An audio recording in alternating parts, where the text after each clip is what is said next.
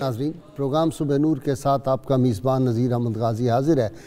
ناظرین اکرام، حضرت ابو انیس محمد برکت علی صاحب رحمہ اللہ کی مشہور تالیف اسماء النبی الکریم صلی اللہ علیہ وآلہ وسلم سے ایک اسم مبارک پڑھنے کی سعادت حاصل کر رہا ہوں۔ سیدنا البالغ صلی اللہ علیہ وآلہ وسلم، ہمارے سردار، احکام الہی پہنچانے والے، درود و سلام بھیجے اللہ آپ صلی اللہ علیہ وسلم، آپ کی آل پاک اور آپ کے صحابہ کرام پر۔ حضرت سلمان فارسی اللہ عنہ بیان کرتے ہیں کہ رسول اللہ صلی اللہ علیہ وسلم نے فرمایا، تہجد کے وقت اٹھ کر نماز پڑھنے کی عادت بنا لو، کیونکہ تم سے پہلی قوموں کے صالح لوگوں کی یہی عادت تھی، اور تہجد کی نماز بندے کو اللہ کے قریب کرتی ہے، اس کے گناہوں کا کفارہ بن کر انہیں مٹاتی ہے اور جسم سے بیماری کو دور کرتی ہے۔ حضرت ابو ذر رضی اللہ عنہ بیان فرماتے ہیں کہ مجھے رسول اللہ صلی اللہ علیہ وسلم نے فرمایا، اے ابو ذر، جب تو صبح کرے اور کتاب اللہ میں سے کوئی ایک آیت سیکھ لے تو تمہارا یہ عمل تمہارے لیے 100 رکعت نماز نفل پڑھنے سے بہتر ہے، اور جب تو صبح کرے اور ابواب علم میں سے کوئی ایک باب سیکھ لے تو یہ تیرے لیے 1000 رکعت نفل پڑھنے سے بہتر ہے۔ ناظرین کرام، آج ہم ایک ایسی مسیحا نفس عظیم ہستی کا ذکر پاک کرنے کی سعادت حاصل کر رہے ہیں۔ 4 برس کی عمر میں مردے کو زندہ اللہ کی توفیق سے کر دیا، اور اگر ان کے والد گرامی ان کو اس بات سے نہ روکتے تو انہوں نے کہا کہ اس علاقے میں کسی لوگوں کو، تمام مردوں کو زندہ کر دیتا۔ اللہ تعالیٰ نے ان کو طے الارض کی جو صلاحیت تھی اور جو نعمت تھی وہ عطا کی ہوئی تھی۔ ساری نمازیں جا کے بیت اللہ میں ادا کرتے تھے، اور اس بات کے راوی سیدنا بابا فرید الدین گنج شکر رحمۃ اللہ علیہ۔ علم لدنی ان کو حاصل تھا۔ اللہ تعالیٰ نے وہ جلال اور وہ صلاحیتیں اور وہ جمال بھی عطا کیا تھا۔ انہی کو دیکھ کر اور ان کی کرامات سے متاثر ہو کر یہ جو جلال آباد شہر ہے مشہور افغانستان کا، یہ انہی کے نام سے قائم ہوا تھا۔ ناظرین کرام، اللہ کریم نے ان کو یہ توفیق عطا فرمائی۔ آپ سب جانتے ہیں اور تاریخ سے واقف رکھنے والے لوگ اس بات سے واقف ہیں کہ 6 اور 7ویں صدی ہجری جو تھی، یہ اسلام پر اور مسلمانوں پر ابتلا کی صدیاں تھیں، اور یہ وہ دور تھا جب ہلاکو اور چنگیز کے حملے ہو رہے تھے اور عالم اسلام کی تباہی اور وہ قہر الہی بن کر ٹوٹ پڑے تھے عالم اسلام میں۔ اس دور میں اللہ کریم نے پھر یہ قوت عطا فرمائی ایک درویش کو کہ وہ جو نگاہ کی تیغ بازی تھی وہ سپاہ کی تیغ بازی سے جو تھی وہ فتح حاصل کر گئی۔ اسی لیے اقبال نے کہا تھا کہ ہے عیاں یورش تاتار کے افسانے سے، پاسباں مل گئے کعبے کو صنم خانے سے، اور یہی فرمایا کہ نہیں فقر و سلطنت میں، مجھے لگتا ہے یہی اقبال کے تصور میں تھا، نہیں فقر و سلطنت میں کوئی امتیاز ایسا، یہ سپاہ کی تیغ بازی وہ نگاہ کی تیغ بازی۔ اللہ کریم نے ان سے وہ کام لیا کہ پھر وہی ہلاکو اور چنگیز کی جو اولاد تھی وہ ان کے مریدوں میں شامل ہو گئی۔ اگر ان کی عظمت کے لیے اور کچھ بھی نہ کہا جائے تو صرف یہی ان کی عظمت ظاہر کرتی ہے کہ ان کے مریدوں میں حضرت لال شہباز قلندر رحمۃ اللہ علیہ، عثمان مروندی، مخدوم جہانیہ جہاں گشت، حضرت صدر الدین راجو کتال رحمۃ اللہ علیہ، سید احمد کبیر رحمۃ اللہ علیہ، والد حضرت مخدوم جہانیہ رحمۃ اللہ علیہ، اور ناظرین کرام ترکی، بنگلہ دیش، ان سب جگہوں پہ ان کے سلہٹ میں اور بنگلہ دیش میں ان کے مرید اور ان کے جو عقیدت مند ہیں وہ دنیا میں مختلف جگہوں پہ، اور احمد آباد جو ہے ہندوستان کا شہر، وہ تو خاص انہی کی اولاد سے جو ہے وہ آباد ہے، اور ان کی اولاد میں سے ان کے پوتے شاہ قطب عالم اور شاہ عالم جو ہیں ان کی خانقاہیں وہاں پہ بہت مشہور ہیں۔ آدم ثانی کا ان کو لقب ہاتف غیبی نے عطا کیا تھا۔ نوجوانی میں 1500 جید اس دور کے علماء اور صلحاء جو تھے وہ ان کے مریدوں میں شامل ہوئے اور ان کی بیعت کی۔ اللہ کریم نے ان کو یہ توفیق عطا فرمائی تھی کہ جب یہ اچ شریف میں پہنچے ہیں، اور اچ شریف میں کب پہنچے؟ حضرت بہاؤالدین زکریا ملتانی رحمۃ اللہ علیہ سے فیضیاب ہونے کے بعد جب یہود شریف میں گئے تو وہاں پہ طوائفوں کے بہت زیادہ جو تھے وہ جگہ بنی ہوئی تھی، ان کے کوٹھے تھے، اور پھر ان کی نگاہ کرم کا یہ صدقہ تھا کہ وہ کوٹھے جو تھے وہ اذکار کے حجرے بن گئے اور پاک باز خواتین کے وہ حجرے بن گئے، اور ایک انقلاب پیدا کر دیا۔ وہ جو کہتے ہیں نا کہ نہ پوچھ ان خرقہ پوشوں کی ارادت ہو تو دیکھ ان کو ید بیضا لیے بیٹھے ہیں اپنی آستینوں میں، اور جو علامہ نے کہا تھا کہ کوئی اندازہ کر سکتا ہے اس کے زور بازو کا، نگاہ مرد مومن سے بدل جاتی ہیں تقدیریں۔ یہ جو پنجاب کے بڑے بڑے خاندان تھے، یہ ان کی نگاہ کرم کا فیض تھا کہ وہ سب لوگ جو تھے وہ پھر بدل گئے۔ یہ جو جھنگ سیال مشہور ہے، یہ سیال ان کے مریدوں میں تھے، چدر تھے، ڈار تھے، سیال تھے، یہ بڑی جتنے خاندان تھے، اور سندھ کے خاندان وہ سارے ان کے مرید ہو گئے۔ اور سب سے بڑھ کے ناظرین کرام یہ ہے، جب مکین گنبد خضرا صلی اللہ علیہ وآلہ وسلم کی بارگاہ ناز میں حاضر ہوتے ہیں اور جا کے سلام عرض کرتے ہیں تو سلام کا جواب آتا ہے۔ سینکڑوں لوگ جو روضہ انور پہ موجود تھے ان سب نے وہ سلام کا جواب بھی سنا۔ آج یہ ساری باتیں جو ہیں کس طرح ان کو جانور بھی پہچانتے تھے، جنگل کے ہرن بھی پہچانتے تھے، ان کو فضائیں بھی پہچانتی تھی، پہاڑ و پتھر بھی پہچانتے تھے، اور لکڑی کے پیالے میں سے کس طرح آوازیں آتی تھیں، کیسے اذکار ہوتے تھے، پانی کے کنوؤں میں سے کیسے آوازیں آتی تھیں، یہ ساری تفصیلات میرے اسکالر آج آپ کو سنائیں گے۔ اور یہ ہستی ہے حضرت جلال الدین سرخ پوش بخاری رحمۃ اللہ علیہ۔ ان کا نام نامی اس میں گرامی ایسا ہے، جب آدمی ان کا نام لیتا ہے تو ایک کیف طبیعت پہ پیدا ہوتا ہے۔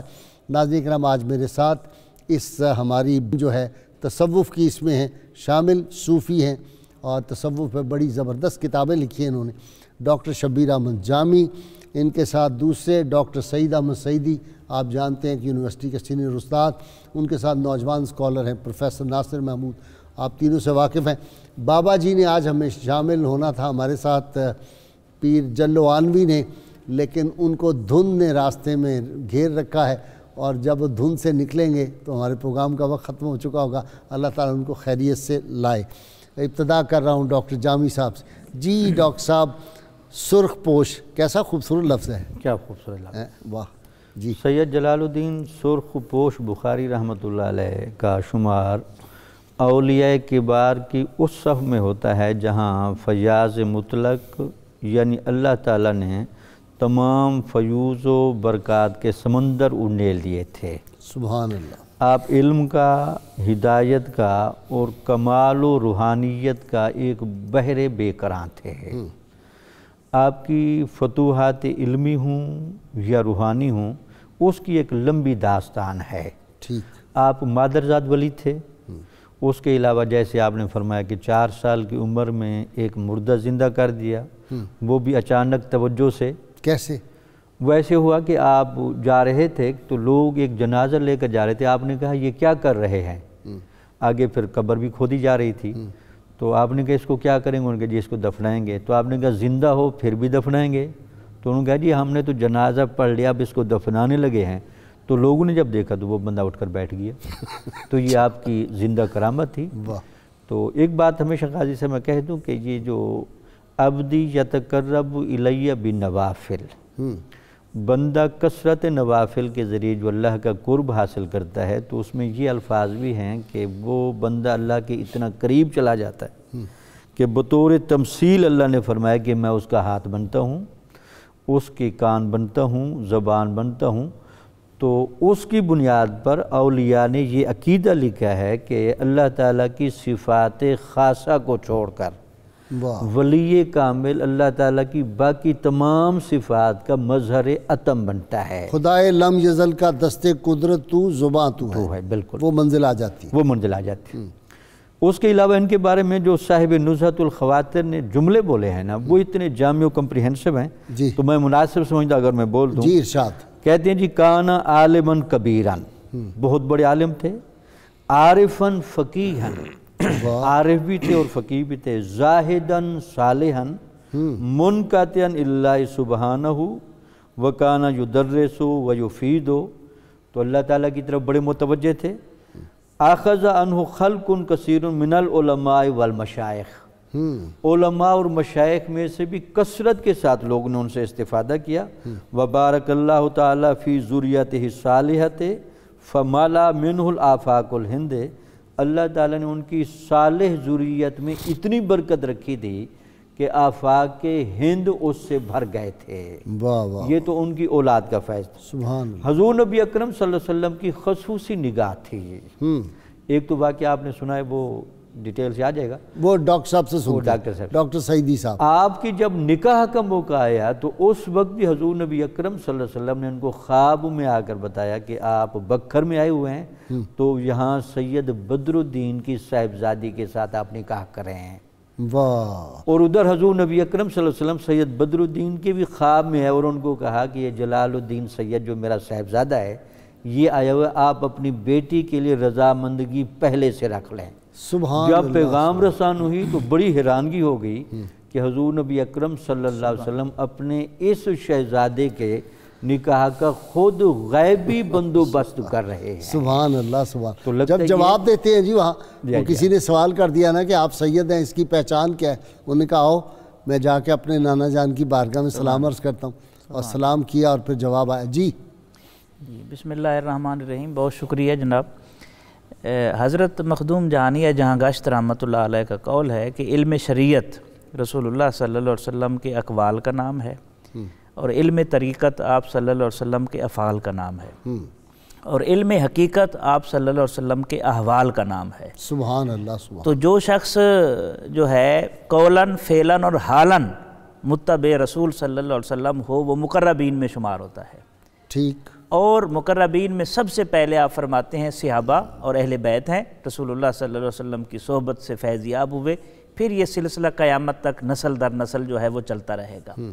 اب اس کو سامنے رکھتے ہوئے ایک بات تو ہمیں سمجھ میں آتی ہے کہ جو اس راستے کا راہی ہے وہ بے عمل نہیں ہوتا، وہ بے علم نہیں ہوتا، واہ وہ بے حال نہیں ہوتا، واہ واہ، اس میں علم بھی ہوتا ہے، عمل بھی ہوتا ہے، اور وہ صاحب حال بھی ہوتا ہے۔ ٹھیک۔ اور اس کے بعد اس کی روشنی میں اگر ہم آپ کے جد امجد مخدوم جہانیہ جہاں گشت رحمۃ اللہ علیہ کا ان کے جد امجد کا ذکر کریں، جلال الدین سرخ پوش بخاری رحمۃ اللہ علیہ کا، تو بڑی خصوصیات اللہ تعالیٰ نے آپ کو عطا فرمائی تھی۔ ان میں سے ایک خصوصیت تو یہ ہے کہ برِ صغیر پاک و ہند میں جتنے بخاری سعادات ہیں وہ آپ کی ذریت طیبہ سے ہیں، اور یہ ایک ایسا شرف ہے جو صرف انہی کو حاصل ہے۔ دوسری آپ کی اگر خصوصیت دیکھیں کہ ان کا احترام اتنا زیادہ تھا کہ جب سعادات بخاری کی سواری جاتی تھی تو سلاطین وقت کھڑے ہوتے تھے، اور جب تک ان کی گرد بھی آنکھوں سے اجل نہیں ہوتی تھی وہ احترام میں کھڑے رہتے تھے۔ تو یہ احترام اللہ تعالیٰ نے مخلوق خدا کے دلوں میں ڈالا۔ اور ایک روایت جو روضہ پاک کے حوالے سے ہے، رسول اللہ صلی اللہ علیہ وسلم کی طرف سے جو جواب آیا، دو واقعات ہیں، ایک حضرت مخدوم جہانیہ جہاں گشت رحمۃ اللہ علیہ کے حوالے سے ہے، ایک حضرت جلال الدین سرخ پوش بخاری رحمۃ اللہ علیہ کے حوالے سے۔ حضرت جلال الدین سرخ پوش کا ہی اصل واقعہ ہے، وہ اور دو کتابوں، وہ دوسرا میں نے دیکھا ہے، اتھینٹک نہیں ہے، یہ اتھینٹک ہے جو پہلا آپ نے بیان کیا۔ اس میں جو ہے کہ جب آپ خدمت میں حاضر ہوئے سعادات مدینہ نے اور خادم روضہ نے جب انکار کیا یا تعجب کیا یا استفسار کیا، اچھا لفظ یہ ہے استفسار کیا، تو اس وقت آپ نے سلام عرض کیا تو رسول اللہ صلی اللہ علیہ وسلم نے جو جواب دیا اس میں ایک تو قرۃ عینی کے الفاظ ہیں، آپ میری آنکھوں کی ٹھنڈک ہیں، ایک سراج و امتی کے الفاظ ہیں، واہ واہ واہ، اور پھر ایک اور لفظ جس سے حسنین کریمین کو نسبت ملی، حسین منی وانا من حسین، انت منی کے الفاظ ہیں کہ آپ مجھ سے ہیں ومن اہل بیتی۔ واہ واہ، تو یہ ایک پہلو جو ہے وہ بڑا آپ کی شخصیت کے حوالے سے، وہ شعر بھی یہی سنا دے حسن و حسین والا، انہوں نے اپنی نسبت۔ آپ کے روضہ پاک کے اوپر یہ دو اشعار لکھے ہوئے ہیں، یا رب برسالت رسول ثقلین، یا رب برسالت رسول ثقلین، یا رب بغذا کنندہ بدر و حنین، اے میرے رب رسول ثقلین صلی اللہ علیہ وسلم کی رسالت کے صدقے سے اور اس ذات کے صدقے سے کہ جس نے بدر و حنین کے میدانوں کو عزت بخشی ہے اور شرف بخشا ہے، سبحان اللہ، اسیان مرا دو حصہ کن در عرصات، یا اللہ میرے گناہوں کے دو حصے کر دے۔ واہ، میرے گناہ اتنے زیادہ نہیں ہے کہ ان کی بخشش نہ ہو سکے، کیا نیاز مندی ہے۔ یا رب اسیان مرا دو حصہ کن در عرصات، نیمے با حسن بخش و نیمے با حسین، میرے آدھے گناہ امام حسن کے صدقے سے بخش دے اور آدھے گناہ امام حسین کے صدقے سے بخش دے۔ تو حضرت جلال الدین سرخ پوش بخاری رحمۃ اللہ علیہ کی شان جو تھی، ایک مرتبہ آپ کے جو ہے اپنے دور میں آپ کے دل میں یہ خیال آیا کہ سخت گرمی تھی ملتان میں، تو جب سخت گرمی تھی تو آپ کے دل میں خیال آیا آ یخ بخارا را در چنی حرارت کجا یابم، بخارا کی ٹھنڈ یاد آتی ہے، بخارا کی ٹھنڈک کو اس سخت گرمی میں کہاں سے لاؤں، یہ دل میں خیال آیا کہ اتنی شدید گرمی ہے۔ تو آپ کے مرشد کریم حضرت بہاؤالدین زکریا ملتانی رحمۃ اللہ علیہ آپ کے دل کی حالت جان گئے اور آپ نے خادم کو حکم دیا کہ یہ مسجد کے صحن کی صفیں اٹھا دیں۔ اس نے اٹھا دیں اور پھر بارش برسی اور خوب برسی اور پھر اولے بھی برسے۔ پھر آپ نے پوچھا، جلال الدین مسکرا کر پوچھا، یہ بخارا کی برف اچھی ہے یا ملتان کے اولے اچھے ہیں؟ تو عرض کی حضور ملتان کے اولے تو مرشد کی سرزمین کے اولے ہیں، یہ تو اس برف کھائے جس طرح بچے نہیں گولے کھاتے وہ برف پھر کھائی بھی بالکل ایسی۔ وہ جی گرمی ٹھنڈک آپ کی دعا سے ہو جانی، وہ تو آگ کو گلزار بنا دیا تھا۔ کیوں جی، وہ کیا واقعہ ہے؟ حضور بات یہ ہے، دراصل اللہ پاک نے جب ان کے ذمے دین اسلام کی تبلیغ لائی اور دین کی تعلیم اور تربیت اور اسلام کا لوگوں کو ابلاغ کرنا، تو وہ وقت ایسا تھا کہ یہاں پر لوگوں میں جادو کا رواج زیادہ تھا، لوگ جادو کرتے، حتیٰ کہ وہ ایک کنواں تھا دیوگڑھ میں، اس نے اچ شریف کا نام اپنے نام پر کر کے وہاں کنویں سے ہر وقت رام رام کی آوازیں آتی۔ جب آپ یہاں پر آئے، پانی پینے کا ارادہ کیا، اپنے مرید کو بھیجا، وہ گیا، وہ تو ڈر کے واپس آ گیا۔ یعنی جادو کا جب یہ حال، آپ نے وہاں پر جا کر اللہ کا نام لے کر اس میں جب لعاب دہن ڈالا تو وہاں سے اللہ کا ذکر شروع ہو گیا۔ جب جادو کا یہ حال ہو تو اللہ پاک اس کے مقابلے میں اپنے ولی کو کرامت عطا فرماتا ہے۔ ٹھیک ہے، جیسے انبیاء کو قوت ملتی ہے، جس سے معجزات آتے ہیں، وہ اس وقت کے لوگوں کے حالات کے مطابق ہوتے ہیں۔ ایسے ہی رانی اوچھا تھی، جی اس وجہ سے بھی اس کو شریف کہتے ہیں بدل کے۔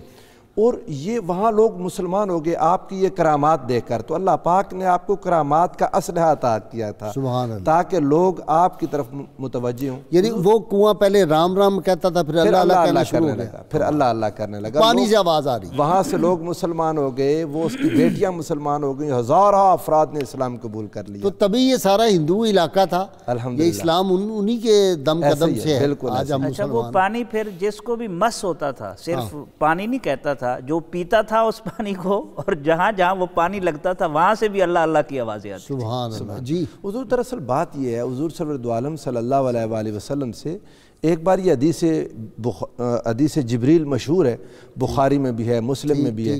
حضور علیہ السلام سے جبریل امین نے 3 سوال کیے ایک انسانی شکل میں آ کر۔ جی ہاں، ایک تو ایمان پوچھا، ایک اسلام پوچھا، اور تیسرا سوال تھا مل احسان۔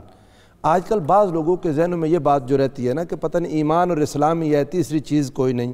وہ احسان کی شرح کریں اور پڑھیں تو ان کو خود سمجھ آ جائے گی کہ یہ احوال رسالت ہی تصوف کے نام پر امت میں شامل ہوئے ہیں۔ واہ واہ واہ۔ یہ پرسوں ہی ایک صاحب ٹی وی کسی پہ بیٹھ کے کہہ رہے تھے یہ الگ سے ایک دین ہے، نعوذ باللہ من ذالک، ناسمجھی الگ مذہب ہے، نعوذ باللہ، جی اس کا اسلام سے کوئی تعلق نہیں، حالانکہ جوہر اسلام وہ تو تصوف ہی ہے۔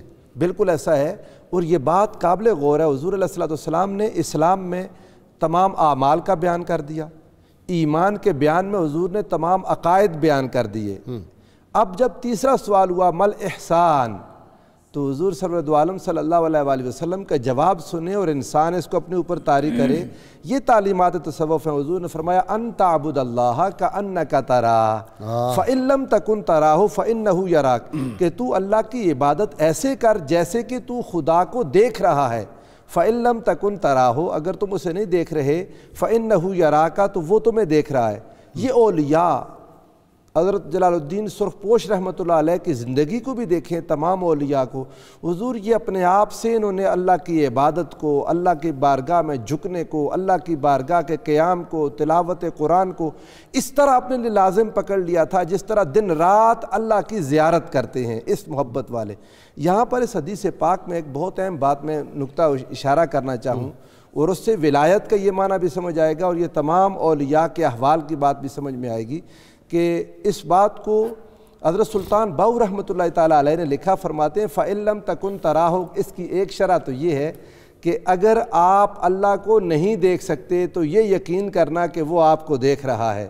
دوسری شرح آپ نے بیان کی، فرمایا کانا یکونو کی بحث کی، لمبی بحث ہے یہاں میں اس میں نہیں پڑھتا، فرمایا کانا یکونو اگر ناقصہ ہو تو یہ معنی، تامہ ہو تو یہ معنی، فرمایا فَإِن لَمْ تَكُنْ، ناقصہ کی بحث میں اگر تو نہ رہے، یعنی حضور نے بتایا کہ تم یہ عقیدہ رکھو کہ تم اللہ کو دیکھ رہے ہو، اللہ کو دیکھنا کیسے ممکن ہے؟ فرمایا فَإِن لَمْ تَكُنْ، اگر تو اپنے آپ کو ختم کر دے تو اللہ کو دیکھ لے گا، اپنی خواہشات سے گزر جا، میں ختم ہوگی میں تو بات ختم ہو جائے۔ اچھا جی ڈاکٹر صاحب بڑی دلچسپ بات ہے، یہ جو تھے حضرت لال شہباز قلندر، یہ آپ کے ساتھ ساتھ چلتے جا رہے ہیں چونکہ آپ کے مرید تھے حضرت سرخ پوش، آگے منگول بادشاہ گزر رہا ہے، اسے کہا تم کون ہو؟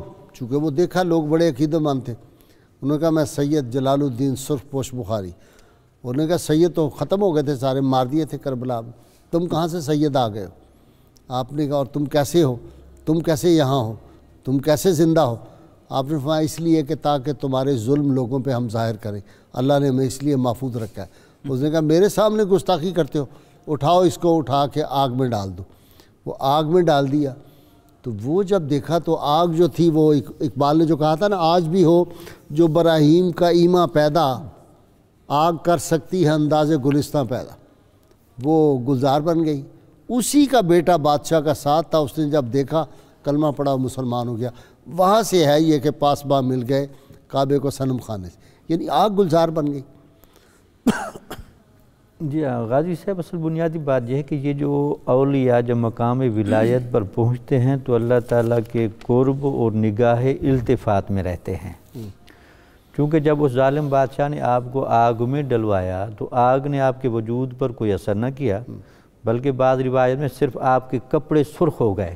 اچھا، اور آپ اسی طرح واپس جب باہر نکلے تو لوگ حیران تھے، بھئی کپڑے تو سرخ ہو گئے ہیں لیکن اندر بندہ بالکل صحیح سالم ہے، تو اس وجہ سے آپ کو سرخ پوش کا لقب ملا۔ ماشاءاللہ۔ تو بعض کہتے ہیں آپ کو سرخ پوش کہنے کی ایک وجہ یہ بھی تھی کہ آپ چونکہ ولایت کے باب میں شان جلالی کے حامل تھے، تو شان جلالی والے عام طور پر سرخ لباس پہنتے ہیں۔ وہ جلا نہیں دیا تھا جادوگر کو، ایک ہی نگاہ میں راک کر کے رکھ دیا، راک کر کے رکھ دیا، تو وہ شان جلالی کے مظہر تھے۔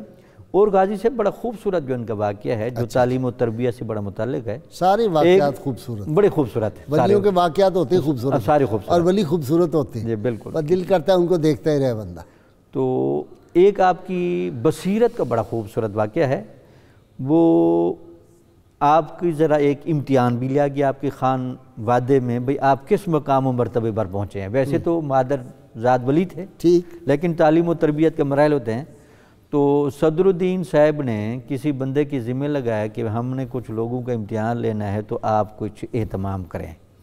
ایک خواجہ تھا ملتان کا، تو وہ بھنی ہوئی بکری لے کر دسترخوان پر آیا، ان کو بطور مہمان کے یہاں بٹھایا گیا کہ بکری بھنی ہوئی آ رہی ہے تو آپ کھائیں۔ جب کھانے کی طرف سب نے توجہ کی تو جلال الدین سرخ بخاری رحمۃ اللہ علیہ پیچھے ہو گئے، کھانے سے انکار کر دیا۔ ان کے ساتھ کمال الدین صاحب ایک بہت بڑے بزرگ بیٹھے تھے، وہ بھی مرید تھے، وہ بھی پیچھے ہٹ گئے۔ ان کے ساتھ بدر الدین صاحب تھے، وہ بھی پیچھے ہٹ گئے۔ تو صدر الدین صاحب نے کہا جی آپ کھانا کیوں نہیں کھاتے؟ تو انہوں نے کہا جی یہ کھانا حرام کا ہے۔ اللہ، انہوں نے کہا یہ آپ کو کیسے پتہ چلا کھانا حرام کا ہے؟ تو سید جلال الدین سرخ بخاری نے کہا جی جب یہ گوشت سامنے آیا تو میرے جو طعام کی ایک حص ہے نا، اس میں یکدم ایک بھڑکاوا آیا اور ایک شدت آئی کہ میں اس کی طرف ہاتھ بڑھاؤں۔ تو میں اس کا بڑا تجربہ کر چکا ہوں کہ یہ جو مردار آ جائے تو نفس کی خواہش بہت جوش مارتی ہے کہ اس کو جلدی سے کھایا جائے۔ تو میں فوراً پہچان گیا کہ یہ نفس کا حملہ ہو رہا ہے، تو یہ بتا رہا ہے کہ یہ حرام کا کھانا ہے۔ دوسرے بزرگ لے لیں جی، اجازت، آپ کی بات مکمل ہو گئی جی۔ السلام علیکم۔ وعلیکم السلام غازی صاحب۔ جی جناب، کون؟ میاں والی سے تو نہیں؟ جتوئی سے خواجہ رحیم بول رہا ہوں۔ خواجوں کی بات ہو رہی تھی ابھی، جی سوال فرمائیں۔ یہ آپ کے مرشد کا نام کیا ہے غازی صاحب؟ میرے شیخ تو شیخ محمد ناظم العادل الحقانی، یہ قبرص کے تھے، ترکی، مسلم قبرص کے۔ ये नक्शबंदी थे। जलालुद्दीन सुरखपोश रहमतुल्लाह अलैह। इनके मुर्शिद का नहीं नहीं सैयद, अच्छा इनके मुर्शिद पूछ रहे हैं, सैयद जलालुद्दीन बुखारी रहमतुल्लाह अलैह के मुर्शिद पाक। ठीक है जी, बताएंगे। नेक्स्ट कॉलर दे दी, बताते हैं जी। जी नेक्स्ट जी, अस्सलाम वालेकुम।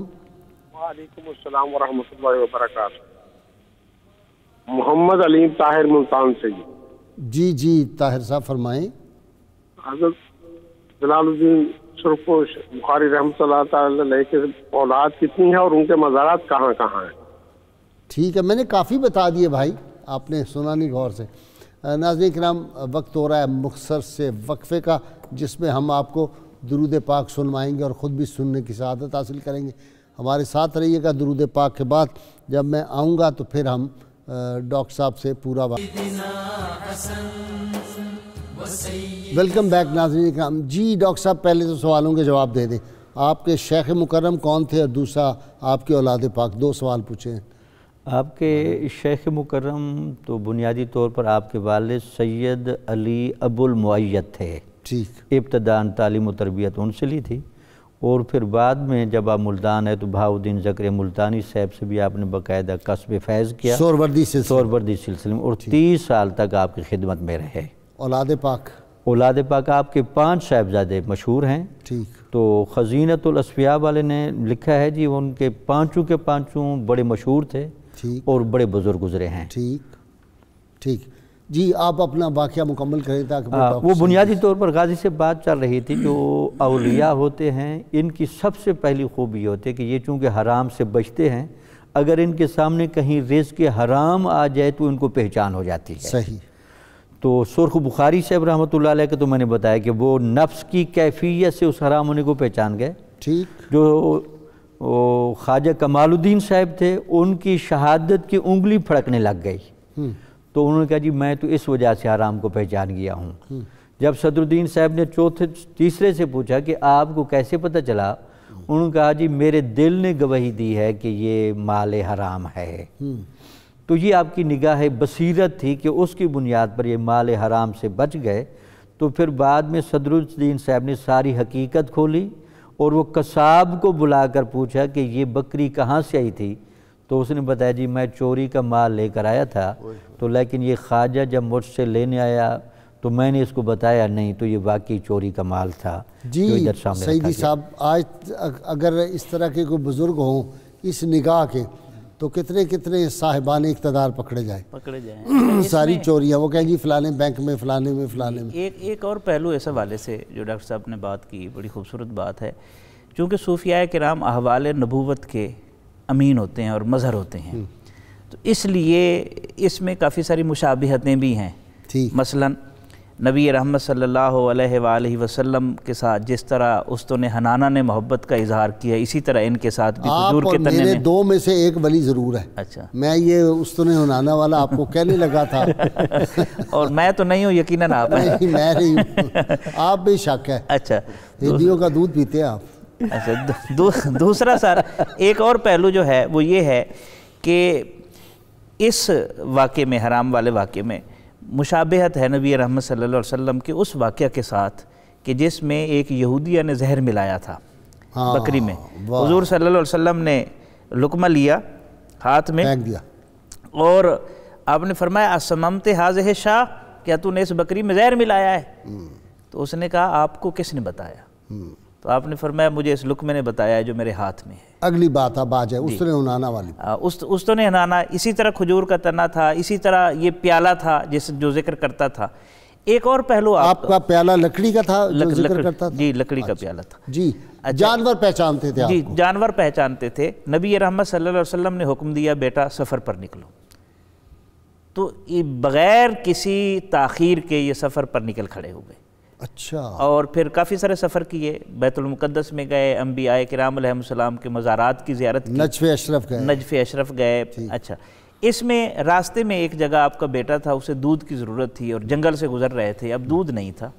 नबी रहमत सल्लल्लाहु अलैहि वसल्लम की बारगाह में इस्तिगासा किया तो हिरनी आई और बिल्कुल उसके थनों में दूध भरा हुआ आपकी खिदमत में आई। आपने वो दूध निचोड़ा دوہا اور دھو کر اپنے بچے کو پلایا، اور جب تک آپ سفر میں رہے وہ ہرنی یہ خدمت سر انجام دیتی رہی۔ اللہ، آپ اس سے اندازہ لگائیں کہ یہ جو اولیاء ہوتے ہیں ان کو درندے، آگ، ابھی ہم واقعہ سن چکے ہیں، آگ ہے، درندے ہیں، نباتات ہیں، ساری چیزیں۔ حضرت سفینہ کے آگے چلتا ہے جس طرح پالتو کتا ہے شیر اچھا، چلتا ہے۔ ایک اور پہلو جو ہمارے ہاں اس وقت اس سوسائٹی میں مفقود ہے جس کو دیکھنا چاہیے، ایک تو یہ کہ 20 سال آپ والد کی خدمت میں رہے اور والد نے تربیت کی اور مروجہ علوم حاصل کیے۔ ہماری نسل اپنے ماں باپ کے پاس بیٹھنے کے لیے تیار ہی نہیں ہے، تو جو چیزیں نسل در نسل منتقل ہوتی ہیں وہ نہیں ہو پاتی، اس لیے وہ انسانیت کی جو اعلیٰ اقدار ہے وہ بھی نہیں بنتی۔ ڈاکٹر صاحب اگرچہ اس کا فائدہ تو ہے، لیکن یہ جو طوطا ہاتھ میں آ گیا ہے نا آپ کے، ہمارے سب کے نوجوان نسل کے،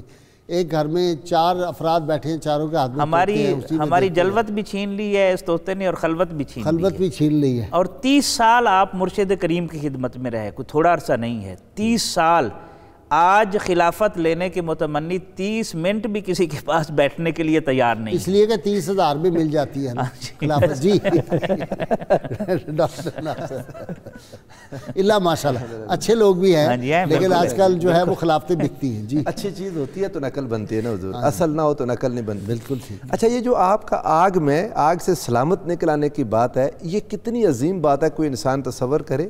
اب آپ کو ابو مسلم خولانی رحمۃ اللہ علیہ یاد آ گئے؟ مسلم خولانی رحمۃ اللہ علیہ ولایت آپ کی، حضرت ابو مسلم خولانی رضی یہ اللہ تعالیٰ عنہ۔ ڈاکٹر سعیدی نے ہرنی کا دودھ پیا ہوا ہے، یہ اس کا تصرف چل رہا ہے۔ ماشاءاللہ ماشاءاللہ۔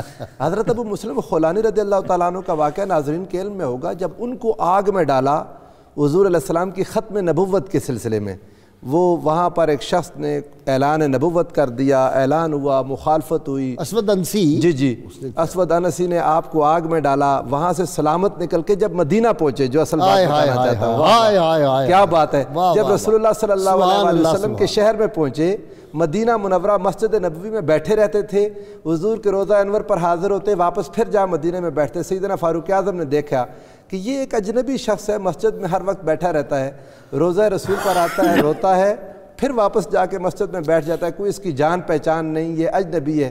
آ کے اسے پوچھا ساری تفصیل کہ کون ہو، کہاں سے آئے ہو، تو آپ نے اپنے علاقے کا نام فرمایا، شام سے آیا ہوں فلاں جگہ۔ انہوں نے کہا یار وہاں پر تو ایک بات ہم تک پہنچی ہے بڑی مشہور کہ کسی بندے کو آگ میں پھینکا وہ بچ گیا۔ فرمایا ہاں اللہ کا ایک بندہ ہے، انہوں نے اس کو آگ میں ڈالا وہ بچ گیا۔ جب ان کے بیان میں ان کے چہرے کے تاثرات دیکھے تو فاروق اعظم پہچان گئے۔ فرمایا اللہ کی قسم کیا تم وہ نہیں ہو، اللہ کی قسم کیا تم وہ نہیں ہو؟ تو آپ نے فرمایا ہاں میں وہی ہوں۔